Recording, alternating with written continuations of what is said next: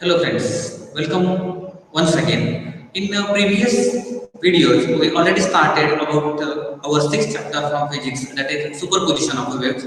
And in superposition of waves, we studied properties of progressive wave. What is progressive wave? Properties of progressive wave. Then equation. What happens in superposition of a wave? Equation of wave y is equals to a sine 2 pi n t or y is equals to a sine omega t. Then after that one, stationary waves. How stationary waves are formed with the help of principle of superposition of waves, equation of stationary waves, and in equation some special cases that what happens when phase difference is zero and when phase difference is pi radian. If you remember, the resultant amplitude of the stationary wave capital A is equals to twice a cos of 2 pi by 2 pi x upon lambda. With the help of this amplitude, we first put 0, that phi is equals to 0 घेतलेला आहे, and then phi is equals to pi, that when waves are in phase and in out of phase what happens, constructive interference, destructive interference, याही concept आपण study केलेले आहे. Now in this video we are going to study the properties of stationary waves. What are the properties of a stationary waves and comparison between progressive wave and stationary wave. We already studied progressive wave as well as stationary wave. Now let us compare this. Before comparing this one, first one, let us study the properties of stationary waves as similar to that of the progressive wave. First we study the progressive wave. Progressive wave मी तुम्हाला सांगितलेली आहे, and then we studied the properties of progressive wave. Now in previous video we studied stationary wave, and in this video let us see the properties of stationary wave with the help of PPT. या साधारण 6 किंवा 7 property आहेत त्याच्या. मी last lecture मध्ये किंवा याच्या अगोदरच्या video मध्ये तुम्हाला सांगितलेले आहे की डिफरन्स कसा असणार आहे, नोड्स काय आहेत, अँटी नोड्स काय आहेत, नोड्स साठी एम्प्लिट्यूड किती येणार आहे, अँटी नोड्स साठी एम्प्लिट्यूड किती येणार आहे. या ज्या आहेत this is nothing but the properties of stationary wave. फक्त आपण काय बघणार आहोत, एका व्यवस्थित फॉर्मॅट मध्ये बघणार आहोत त्याला. Now let us see with the help of this PPT, properties of stationary waves. First one, how stationary waves are produced. Stationary waves are produced due to superposition of two identical. आता मी identical शब्दाचा अर्थही मागच्या वेळी सांगितलेला आहे की amplitude कसा असला पाहिजे, फ्रिक्वेन्सी कशी असली पाहिजे. Stationary waves are produced due to superposition of two identical waves, either transverse or longitudinal, traveling through a medium along the same path in opposite direction. Same path but in opposite direction. Two identical waves, two identical wave amplitude सारखा असणार आहे, त्या काय होणार आहे, same path मध्ये असणार आहे, डायरेक्शन ऑपोजिट असतील, इंटरफेअर होतील. मग प्रिन्सिपल ऑफ सुपरपोजिशन नुसार काय होणार आहे, लूप्स तयार होतील, लूप्स बघायला मिळतील आपल्याला. त्या लूप्स म्हणजेच काय आहे तर स्टेशनरी वेव्हज असणार आहे. आता स्टेशनरी वेव्हज मध्ये दोन्ही ट्रान्सवर्स वेव्ह असतील. ट्रान्सवर्स वेव्ह म्हणजे काय, particles vibrate perpendicular to the medium, आणि लॉन्जिट्युडनल मध्ये particles vibrate parallel to the medium. Second मध्ये काय सांगितलेले आहे, if two identical transverse progressive superimpose और interfere the resultant wave is transverse stationary wave. म्हणजे जर आपण असं घेतलं की ट्रान्सवर्स वेव्ह जर घेतल्या तर ट्रान्सवर्स वेव्ह मुळे काय होणार आहे, ट्रान्सवर्स स्टेशनरी वेव्ह. याच प्रकारे लॉन्जिट्युडनल मुळे कोणते होणार आहे तर लॉन्जिट्युडनल स्टेशनरी वेव्ह होणार आहे. यामध्ये काही आणखी त्यात सब प्रॉपर्टीज म्हणूया आपण, याला काही पॉइंट्स घेतलेले आहेत सेकंड नंबर मध्ये, सेकंड प्रॉपर्टी मध्ये. When a transverse stationary wave is produced on a string, some points on the string are motionless. Motionless म्हटल्यानंतर आपल्याला लक्षात यायला पाहिजे की ज्यांचं डिस्प्लेसमेंट 0 आहे, आपण त्यांना काय म्हणतोय, नोड म्हणतोय. हे नोड पण लक्षात यायला पाहिजे. नोड आणि अँटी नोड ऑलरेडी आपण कंडिशन घेतलेले आहेत, त्याच फक्त प्रॉपर्टीज मध्ये आता आपण बघणार आहोत. काही पॉइंट्स स्टेशनरी वेव्हचे मोशनलेस आहेत. मोशनलेस म्हणजे डिस्प्लेसमेंट 0 आहे म्हणजेच आपण काय म्हणू शकतो त्यांना, त्या पॉइंट्सना म्हणू शकतो नोड्स. खाली अँटी नोड्स सांगितलेले आहे बघा. There are some points on the string which oscillate with greatest amplitude maximum आहे, त्या पॉइंटला आपण काय म्हणणार आहोत, अँटी नोड म्हणणार आहोत. They are called as antinodes. Then खाली सांगितलेलं आहे points between nodes and antinodes vibrate with the values of amplitude between 0 and a. साहजिक आहे जे डिस्प्लेसमेंट किंवा मोशनलेस म्हटलेलं आहे ते 0 आहे आणि मॅक्सिमम किती आहे, a आहे. बाकीचे राहिलेले जे पॉइंट्स आहेत ते कुठे असणार आहेत, in between this 0 and a. So we can say that points between nodes and antinodes vibrate the values between 0 and a. Then third property घेतलेली आहे. If two longitudinal progressive waves superimpose or interfere, the resultant wave is longitudinal stationary wave. अगोदर transverse घेतलेली आहे, आता longitudinal घेतलेली आहे. Two identical longitudinal wave, let us say sound wave longitudinal wave आहेत. 11th मध्ये मी तुम्हाला याचं एक्झाम्पल सांगितलेलं आहे, एक्सप्लेनेशन पण दिलेलं आहे. Two longitudinal progressive wave superimpose, identical म्हटलंय परत एकदा, interfere same path opposite direction, resultant wave is nothing but longitudinal stationary wave.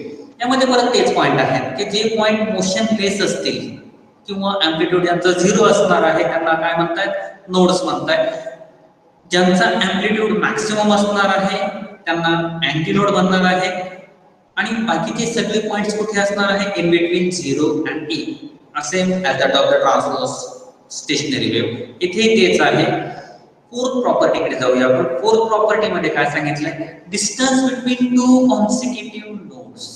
To consecutive nodes is lambda by 2 and distance between two consecutive antinode is lambda by 2. Node मध्ये पण lambda by 2 असणार आहे, anti node मध्ये पण lambda by 2 असणार आहे. कसा असणार आहे हे आपण प्रूफ पण घेतलेलं आहे. याच्या अगोदरच्या लेक्चर मध्ये तुम्ही जर पाहिलं, पॉवर पॉइंट द्वारे मी सांगितलं होतं, ब्लॅक बोर्ड वर पण मी तुम्हाला दाखवलेलं आहे. पॉवर पॉइंट मध्ये क्लिअर दिसतंय तुम्हाला, ब्लॅक बोर्ड वर कदाचित हँडरायटिंग किंवा तितकीशी जागा नसल्यामुळे व्यवस्थित दिसत नसेल किंवा दिसतही असेल तर जास्त क्लिअरिटी असेल तर.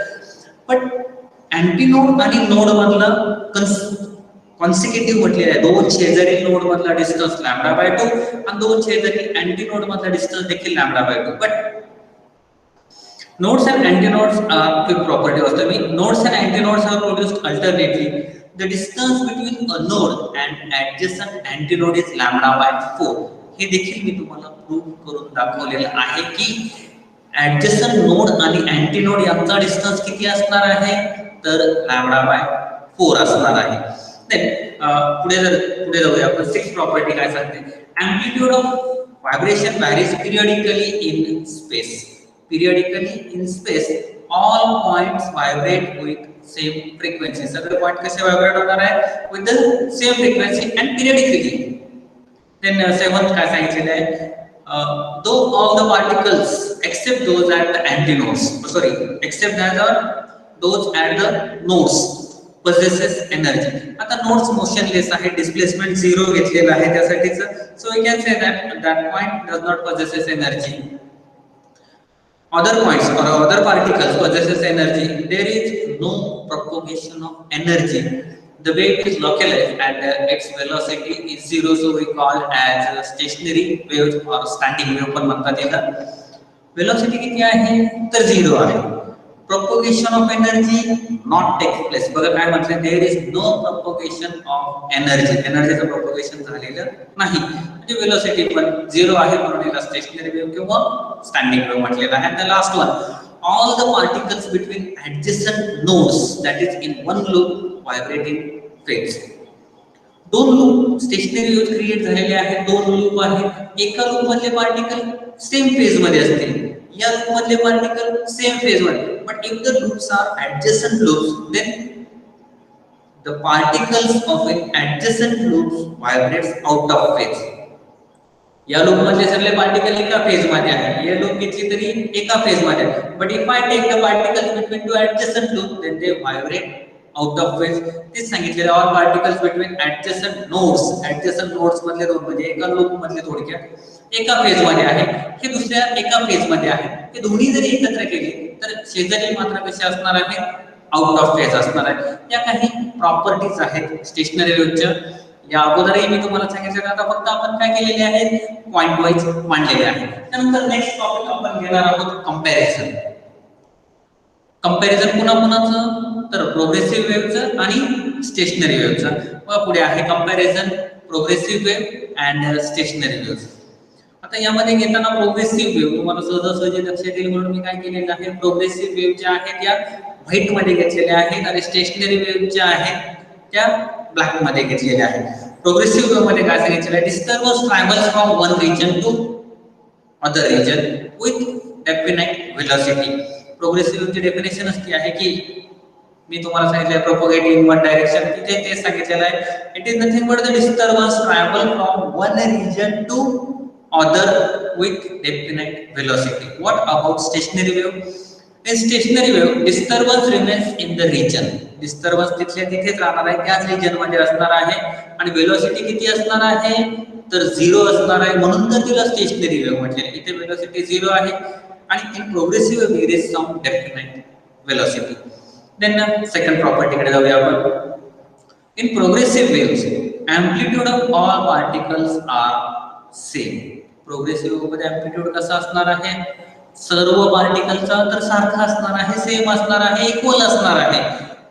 What happens in stationary waves, amplitude of particles are different. याचं सहजासहजी आपल्याला काय सांगता येईल की नोड्सला किती आहे, तर 0 आहे, अँटी नोड्सला किती आहे, तर मॅक्सिमम. म्हणजे एम्प्लिट्यूड व्हॅरी होते, amplitude are different. Third one, in a stationary wave, all particles cross their mean positions simultaneously. In stationary wave, आता stationary wave बद्दल अगोदर आलेला आहे. stationary wave काय सांगते, mean position ला क्रॉस होते simultaneously. What in progressive wave? But in a progressive wave, this does not happen. Propagate होतात आणि इथे काय होतं, लूप मध्ये आहे म्हणून mean position ला it crosses. Then fourth one घेतलेले आहे. In progressive waves, all the particles are moving. All the particles are moving. While in stationary waves, the particles at nodes always at rest. Displacement 0 घेतली आपण, त्याला amplitude 0 म्हणू शकतो. त्या नोड्सचे जे पार्टिकल आहेत ते कसे आहेत, इट इज at rest. पण प्रोग्रेसिव्ह वेव्ह मध्ये all particles vibrates किंवा मूव्हिंग म्हणूया आपण याला. फिफ्थ वन घेतलेले आहे. Energy is transmitted from one region to another in progressive wave. Energy is transmitted in progressive wave. आता याच्या अगोदरच आपण प्रॉपर्टी स्टेशनरी वेव्ह मध्ये काय पाहिलं की एनर्जी स्टेशनरी वेव्ह मध्ये ट्रान्समिट होत नाही, ट्रान्सफर होत नाही. पुढे आलेला आहे बघा, मी परत एकदा फिफ्थ रीड करतोय. Energy is transmitted from one region to another in progressive wave, but in stationary wave there is no transfer of energy. पुढे जाऊया आपण. सिक्स्थ वन आहे डिफरन्स म्हणा किंवा कंपॅरिझन म्हणूया आपण याला. All particles between two consecutive nodes are moving in same direction and are in phase, while those in adjacent loops are moving in opposite directions and differ in phase by 180 in stationary waves. But in progressive wave, that phase of adjacent particles are different. आता हे की to consecutive nodes आता सांगितल्याप्रमाणे to consecutive node म्हणजे काय consider करायचं, एक loop मध्ये पार्टिकल कसे आहेत तर in the same direction are in same phase. Adjacent loop मध्ये कसे असणार आहेत, while those in adjacent loop म्हटलेलं आहे पुढे, moving in opposite direction. Opposite direction म्हणजे आपण काय म्हणू शकतो याला, आउट ऑफ फेज. 180 डिग्री किंवा पाय म्हटलेलं आहे, बाय रेडियन मध्ये तुम्ही घेऊ शकता. पण प्रोग्रेसिव्ह मध्ये ऍडजस्टंट पार्टिकल डिफरंट असणार आहे, फेज याचा डिफरंट असणार आहे. देन पुढचा जो टॉपिक आहे यामध्ये फ्री आणि फोर्स व्हायब्रेशन. फ्री आणि फोर्स व्हायब्रेशन म्हणजे काय आहे. Before starting with the free vibrations, एक छोटंसं एक्झाम्पल आपण सिंपल पेंडुलमचं घेऊया. सिंपल पेंडुलम सर्वांना माहित आहे किंवा आपल्या लॅब मध्ये आहे, किंवा फार तर एक एक्झाम्पल घेऊया आपण की एक one string is tied to a rigid support and another object rigid सपोर्टला स्ट्रिंग टाय केलेली आणि एक ऑब्जेक्ट मी काय करतोय त्या स्ट्रिंग दुसऱ्या एंडला टाय अप केलेला आहे. मी फोर्स अप्लाय करतो आणि रिलीज करतो. This is nothing but the practical simple pendulum. काय होणार आहे, या प्रकारे ऑसिलेशन सुरुवात होणार आहे. मी काय केलंय फक्त बघा, एकदाच फोर्स अप्लाय केला आणि रिलीज केलेला आहे. मी परत परत त्याला आपण जसा झोका घेतो किंवा झोकाप्रमाणे स्विंग करतो त्या वारंवार मी त्याला पुश करत नाही, जस्ट आय रिलीज. मग रिलीज केल्याबरोबर काय होणार आहे की हा व्हायब्रेट होणार आहे, ऑसिलेट होणार आहे. व्हायब्रेट म्हणण्यापेक्षा मी याला म्हणतो ऑसिलेट होणार आहे. ह्या ऑसिलेशनची जी फ्रिक्वेन्सी आहे, this frequency is called as natural frequency.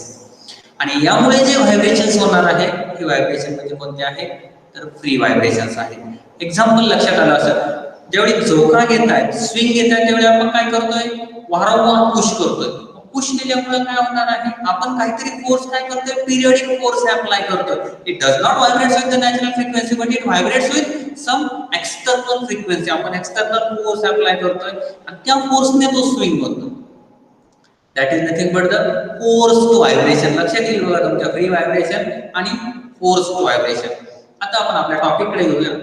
Free vibrations म्हणजे ऍक्च्युअल टेक्स्ट मध्ये काय सांगितलेलं आहे, frequency at which an object tends to vibrate when hit, plug और somehow disturb is known as its natural frequency. याचा आणखी एखादा एक्झाम्पल घेता येईल तुम्हाला. जी सितार वगैरे आहे ती जस्ट मी काय केलेली आहे, तिची जी स्ट्रिंग आहे गिटारची, ती काय करूया आपण प्लग करूया. प्लग केल्यानंतर काय होणार आहे, it vibrates with its natural frequency. In free vibration, the body at first is given an initial displacement and the force is then withdrawn. बघा, सिंपल पेंडुलम घेतलेला आहे, तो जो बॉब असतो एका बाजूला आपण बॉब टाय अप केलेला आहे, तो बॉब घेतलेला आहे आणि फोर्स काय केला आहे मी, विथड्रॉ. विथड्रॉ केल्याबरोबर काय, the body starts vibrating and continues in motion on its own. हे कंटिन्युअसली असं चालू आहे. No external force acts on the body further to keep it in motion. आपण परत वारंवार पुश करत नाही. सिंपल पेंडुलम काय होत आहे, टुवर्ड्स इट्स मेन पोझिशन, परत एकदा या साइडला जाईल, परत extreme position, again mean position, extreme position, mean position, extreme position, like this one. हा ऑसिलेट होणार आहे. तो जो बॉब असणार आहे, oscillates. No external force required. But after some time, its amplitude goes on decreasing because it have to spend some energy, that is to overcome the frictional force. Air particle जे असणार आहे, air particle मुळे काय होणार आहे, इथे काही energy, according to law of conservation of energy, energy create होत नाही बट कन्वर्ट होताना काय होणार आहे, ही जी कायनेटिक एनर्जी आहे ही फ्रिक्शनल फोर्सची जी एनर्जी आहे त्यामध्ये कन्वर्ट होईल. त्यामुळे अँप्लिट्यूड काय होणार आहे, रेझिस्टन्स आहे air पार्टिकल्सचा. To overcome that one, some energy is spent, and because of that one, amplitude goes on decreasing, and after some time, the oscillation stops.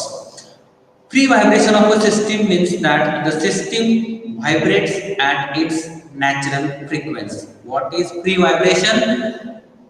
The system vibrates at its natural frequency. No external force is required. What are the forced vibration? Forced vibration काय आहे? In forced vibration, an external periodic force is applied. अगोदर सांगितल्याप्रमाणे जसा झोका देताना आपण काय करतोय, वारंवार पुश करणार आहोत. त्या प्रकारे in forced vibration, an external periodic force is applied on a body whose natural period is different from the period of force. The body is meant to vibrate with a frequency equal to that of the externally impressed force. म्हणजे जो external force आपण apply करणार आहोत instead of natural frequency, ती body कशाने vibrate होणार आहे, oscillate होणार आहे. तर फोर्स जो आपण एक्सटर्नल फोर्स अप्लाय केलेला आहे, फॉर एक्झाम्पल वॉशिंग मशीनचा जो ड्रायर आहे किंवा वॉशिंग मशीनच घेऊ आपण, तो external force, that is forced vibration. Forced vibrations आहेत ते. पुढे काय सांगताय बघा, amplitude of force vibration depends upon the difference between frequency of external periodic force and the natural frequency of the body. If this difference is small, बघा आता काय सांगतात, if difference is small, amplitude of force vibration is large and vice versa. Amplitude of force vibration depends, कोणावर depend आहे, difference between frequency of external periodic force आणि natural frequency. External periodic फोर्सची जी frequency आहे आणि natural frequency यांच्यातला जो amplitude होणार आहे तो फोर्स व्हायब्रेशनचा, तो या फ्रिक्वेन्सीवर डिपेंड आहे. जसा जसा यांच्यातला डिफरन्स अँप्लिट्यूडचा फ्रिक्वेन्सीचा कमी असेल तसा अँप्लिट्यूड काय असणार आहे, मॅक्सिमम किंवा जास्त असणार आहे, लार्ज असणार आहे. खाली काय सांगितलेलं आहे, if the frequencies exactly match it is termed as resonance and the amplitude of vibration is maximum. याचं एक्सप्लेनेशन देण्यासाठी, जर तुम्ही कधी बसमध्ये ट्रॅव्हल करत असतात, बसमध्ये ट्रॅव्हल करताना काय होतं बघा, एका पर्टिक्युलर स्पीडला गेल्यानंतर ज्या बसच्या खिडक्या आहेत किंवा विंडोज आहेत त्या काचेच्या असतात, त्या बरोबर व्हायब्रेट होतात बघा. किंवा जर तुमच्याकडे बाईक असेल, टू व्हीलर, गिअरची वगैरे, किंवा मोपेड पण चालेल, ज्यावेळी तुम्ही एका ठराविक स्पीडमध्ये असता त्यावेळी व्हायब्रेशन जास्त होतं. बिलो दॅट स्पीड व्हायब्रेशन कमी असते, अबोव दॅट स्पीड व्हायब्रेशन्स कमी असते. But at a particular speed ते व्हायब्रेशन्स काय असतील, खूप जास्त असते. ती कशामुळे होतात, because of resonance. External periodic फोर्सची फ्रिक्वेन्सी आणि नॅचरल फ्रिक्वेन्सी तिथे काय होतात, मॅच होतात, युनिसन होतात, इक्वल असतात, सेम असतात. दोन फ्रिक्वेन्सी बघा, एक्सटर्नल पिरियोडिक फोर्सची फ्रिक्वेन्सी आणि natural frequency when gets equal, same, then we say that resonance occurs. हा रेझोनन्स तयार होतोय आणि तो जो रेझोनन्स आहे ती कंडिशन इथे सांगितलेली आहे. If the frequencies exactly match it is termed as resonance and the amplitude of vibration is maximum. Amplitude कसं असणार आहे, तर मॅक्सिमम असणार आहे. आता हा स्टडी करण्यासाठी आपल्याला अगोदर ओपन पाईप आणि क्लोज पाईप या दोन कन्सेप्ट आहेत. पण ओपन पाईप, क्लोज पाईप ही कन्सेप्ट स्टडी करण्या अगोदर हार्मोनिक आणि ओव्हरटोन्स अशी एक कन्सेप्ट आहे. Harmonics and overtones. What are the harmonics and what are the overtones. Harmonic म्हणजे काय आहे तर ओव्हरटोन म्हणजे काय हे समजण्यासाठी अगोदर आपल्याला फंडामेंटल फ्रिक्वेन्सी समजायला पाहिजे. फर्स्ट वन फ्रिक्वेन्सी समजायला पाहिजे. फ्रिक्वेन्सी म्हणजे काय आहे. फ्रिक्वेन्सी मी वारंवार खूप फर्स्ट चॅप्टरला पण सांगितलेलं आहे, तुम्हाला 11th मध्ये सांगितलेलं आहे, तुम्हाला 9th 10th पासून फ्रिक्वेन्सी सांगितली, मी तेच रिपीट करत नाही. What are harmonic. The word harmonic is used to indicate the fundamental frequency and all its integral multiple. काय सांगितलेलं आहे, फंडामेंटल फ्रिक्वेन्सी आणि तिचे इंटिग्रल मल्टिपल जे आहेत त्यांना आपण हार्मोनिक म्हणणार आहोत. फंडामेंटल फ्रिक्वेन्सी म्हणजे फर्स्ट हार्मोनिक, त्याच्या पुढचे येणारा प्रेझेंट असो नसो तो second harmonic, then third integral multiple आहे. काय म्हटलेलं आहे बघा, पुढे the fundamental frequency is called first harmonic. तेच सांगतो मी तुम्हाला. If the fundamental frequency of first harmonic is n, then second harmonic is 2n, third is 3n, and like this one 10th is 10n. इथपर्यंत आपण जाणार नाही, 1 2 3 आहे. and fundamental ला n म्हटलंय तो फर्स्ट हार्मोनिक झाला, second harmonic 2n, third harmonic 3n. What about overtone? The word overtone is used to indicate only those multiples of fundamental frequency which are actually present in the given sound. Overtone कशासाठी वापरताय? Only those multiple of fundamental frequency which are actually present in the given sound. Fundamental frequency चे multiple कोणते जे actually present आहेत त्यांना ओव्हरटोन म्हणणार आहे. Harmonic मध्ये फंडामेंटल फ्रिक्वेन्सी पासून स्टार्ट झालेला आहे की फंडामेंटल फ्रिक्वेन्सीला काय घेतलेलं आहे, फर्स्ट हार्मोनिक. फंडामेंटल फ्रिक्वेन्सी जी आहे तिला ओव्हरटोन म्हणत नाही. तिच्या पुढचा जो आहे मल्टिपल येणार आहे, जो ऍक्च्युअली प्रेझेंट आहे त्या लूप मध्ये, त्याला आपण फर्स्ट ओव्हरटोन म्हणणार आहोत किंवा त्यांनाच इथे ओव्हरटोन म्हटलेलं आहे. The first higher frequency कुठे सांगितलेलं आहे बघा, the first higher frequency greater than the fundamental frequency. Fundamental frequency च्या पुढची पहिली is called first overtone. The next higher frequency is called second overtone and so on, but it should be actually present. आता harmonic आणि ओव्हरटोन जरी तुम्हाला असं वाटत असेल की समजण्यासाठी हे खूप अवघड आहे, किचकट जात आहे, हे केव्हा समजा तुम्हाला ज्यावेळी आपण पुढचा ओपन पाईप आणि क्लोज पाईप घेणार आहोत. त्यामध्ये एंड करेक्शन कन्सेप्ट आहे, ओपन पाईप आहे आणि क्लोज पाईप आहे. त्यावेळी तुमच्या लक्षात येईल की हा ओपन पाईप मध्ये कोणते हार्मोनिक्स आहेत, कोणते ओव्हरटोन आहेत, ऍक्च्युअली हार्मोनिक म्हणजे काय, या ज्या डेफिनेशन्स आहेत त्या एक्झॅक्ट केव्हा लक्षात येतील की ओपन पाईप, क्लोज पाईप आणि मोड्स ऑफ व्हायब्रेशन या जे 3 टॉपिक आहेत, या 3 टॉपिक मध्ये तुम्हाला लक्षात येतील. हे जे 3 टॉपिक आहेत, हे 3 टॉपिक आपण पुढच्या व्हिडिओमध्ये घेणार आहोत. आणि आज आपण काय घेतलेलं आहे तर प्रॉपर्टीज घेतलेल्या आहेत स्टेशनरी वेव्हच्या आणि दोन्हीचं कंपॅरिझन घेतलेलं आहे. दोन्हीचं म्हणजे कोणाचं तर स्टेशनरी वेव्ह आणि प्रोग्रेसिव्ह वेव्हचं. त्यानंतर आता सांगितलेल्या free vibration, force vibration, harmonic म्हणजे काय आहे आणि ओव्हरटोन म्हणजे काय आहे. शेवटच्या ज्या 2 कन्सेप्ट आहेत हार्मोनिक आणि ओव्हरटोन जरी नाही समजल्या तरी पण पुढचे जे आर्टिकल्स आहेत त्यामध्ये तुम्हाला त्या कन्सेप्ट एकदम व्यवस्थित लक्षात येतील. तोपर्यंत व्हिडिओज बघत राहा आणि अडचण आल्यास तुम्ही क्वेश्चन विचारू शकता, फोनही करू शकता किंवा व्हॉट्सअपवरही तुम्ही टाकू शकता. थँक्यू.